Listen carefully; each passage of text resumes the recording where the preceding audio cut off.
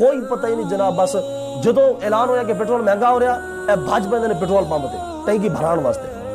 ظلم دے خلاف کدی نہیں کھڑے ہو گے. جدو سن رہے ہیں کہ جب گھی مہنگا ہو رہا بھج پیندے نے دکانوں تے پوری پیٹی لے کے, ظلم دے خلاف نہیں کھڑے ہو گے.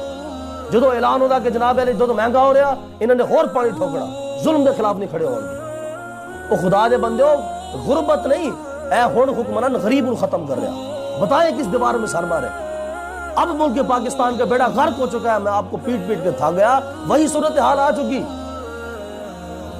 کہ ہمارے حکمرانوں نے ملک کا ایٹم بم کافروں کے حوالے کر دیا.